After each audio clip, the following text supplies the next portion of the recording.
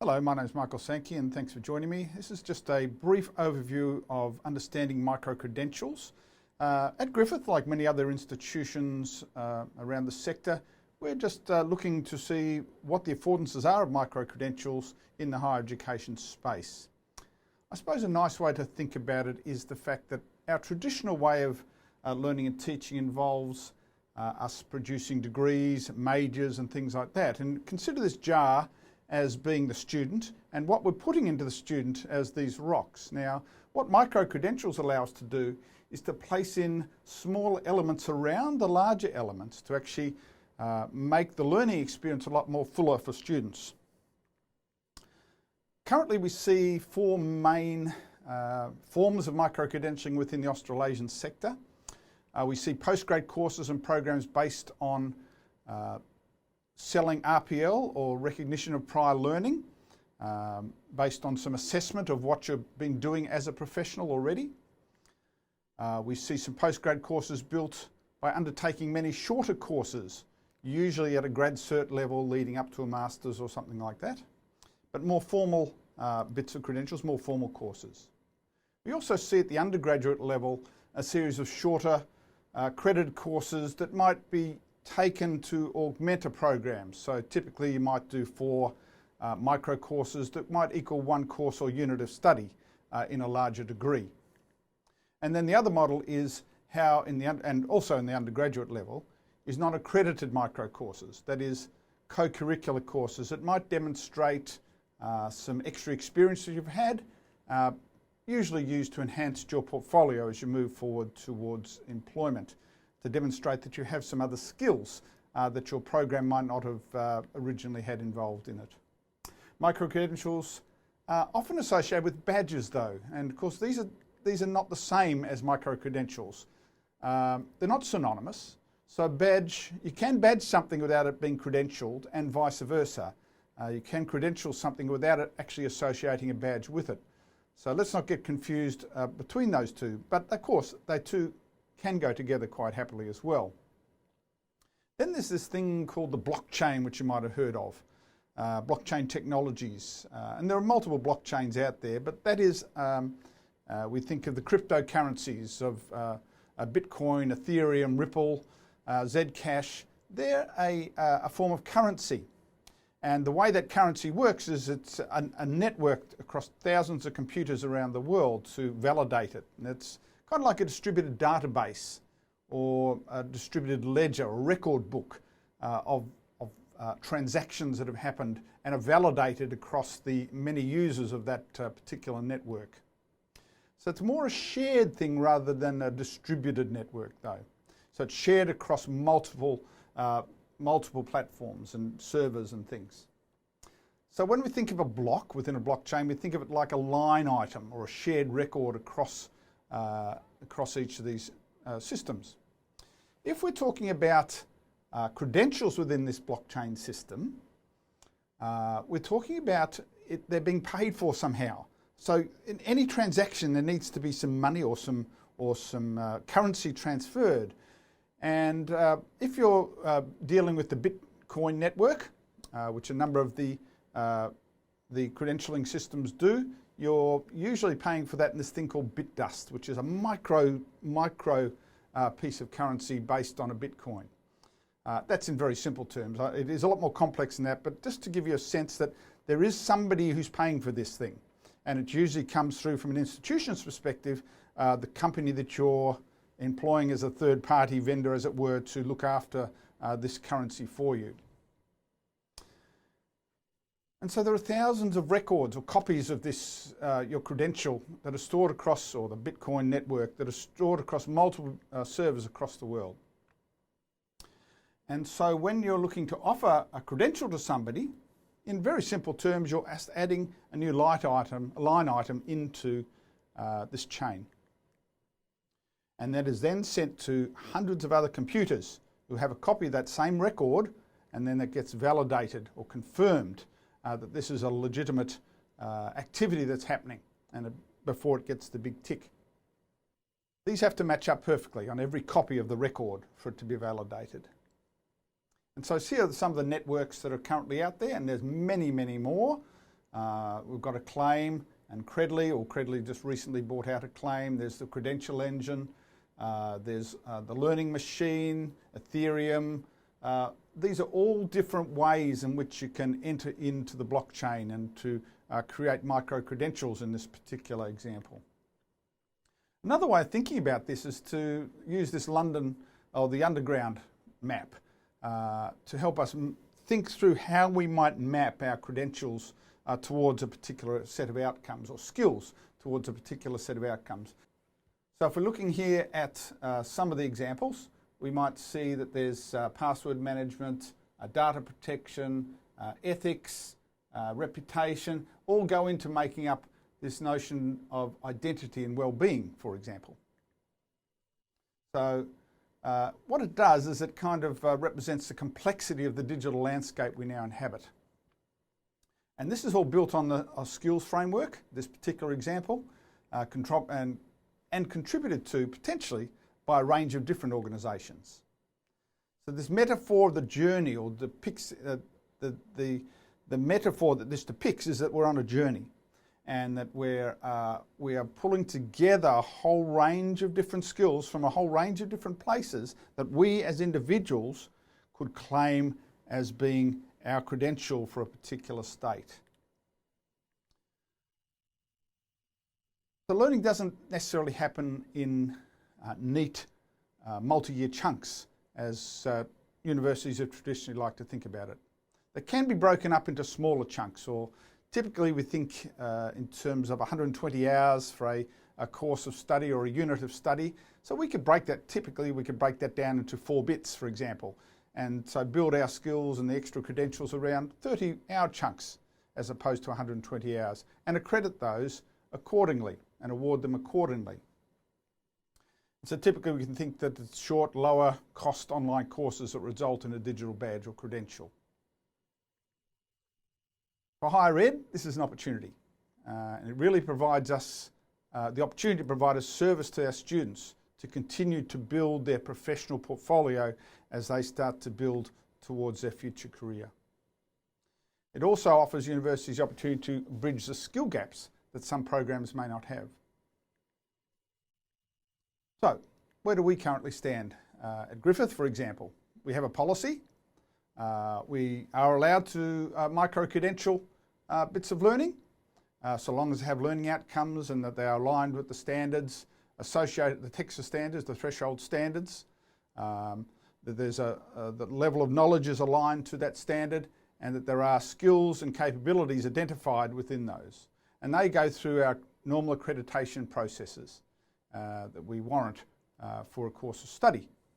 And so these are usually done, though, at the course, the sub-course level within the institution.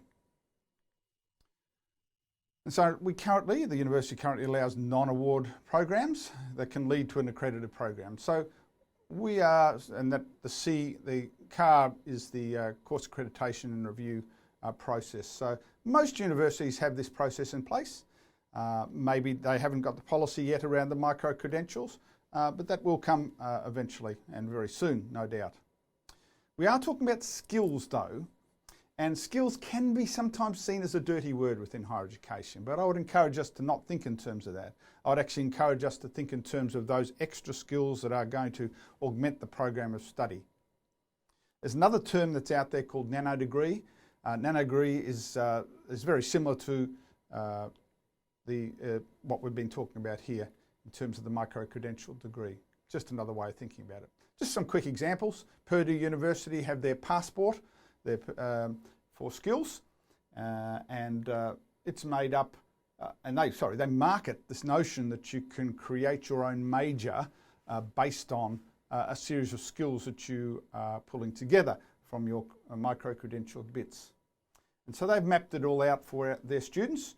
For example, there's the ones on design thinking, systems thinking, effective communications, and this is basically just a competency chart that they've put together. So students could take these skills individually and put them together to augment their degree. Similarly, Deakin do a professional practice degrees at the master's level and the cert level, and they're looking at things like self-management, digital literacy, etc. and that's through the notion of RPL, or recognition of prior learning. Just expanding on the digital example a bit more, the Deakin example a bit more, there's specific skill certifications for organisations so the employees' capabilities can be independently verified, ensuring that the employer is up to date in terms of their skills. As traditional lifelong learning is often more generalised and it can be more time consuming also, where the skills, the micro skills, can be taken in more bite-sized chunks to help the student. And so they do offer a more personalised way in which students, and sometimes a more cost-effective way in which the students can get the relevant skills certified for them. It also offers a way to ensure some workforce capabilities. So if I'm an employer and I have a workforce that requires extra skills, I can micro-credential those skills and potentially offer them towards a fuller certification later on, whether I enrol them into a master's or grad cert or something like that through a more formal institution. What they do provide is, once they're associated with a formal institution like a university, it offers a tangible, globally recognised proof of an individual's professional practice, which is really very important as you move through the profession. So professional practice credentials are based on a current industry standards and aligned to the AQF, and this is what Deakin University have been doing very successfully through their micro-credentialing program. In simple terms, they're looking at employability, leadership and technical knowledge as their main areas, and a 4-step process associated with that, in that students reflect on the experiences that they've had within the workplace and align them to the skills that the university is requiring.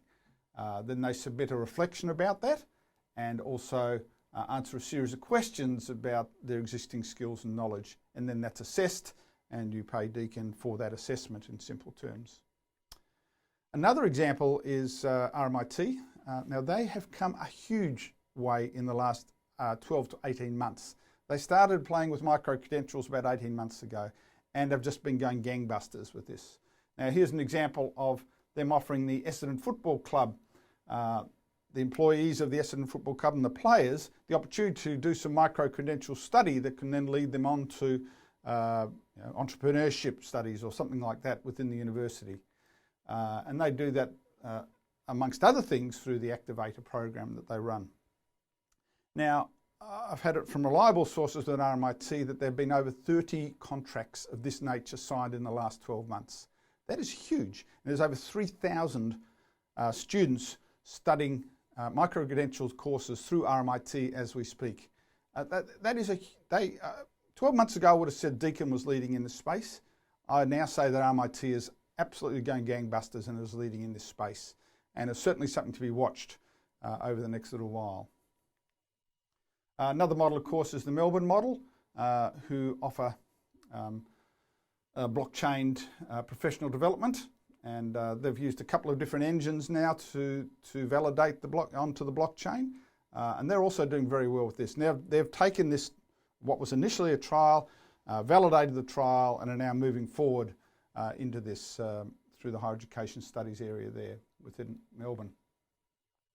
NAGCAS, which is the peak professional body for career development in higher education across the universities and across TAFEs and things, also very keen on this notion of micro-credentialing, and they cite the RMIT case as being a great example of the co-curricular program that they've developed over the last while. Western Sydney University, my previous university, is also moving strongly into this space. Maybe not as quickly as RMIT has, but they're certainly going to be making up some lost ground pretty quickly.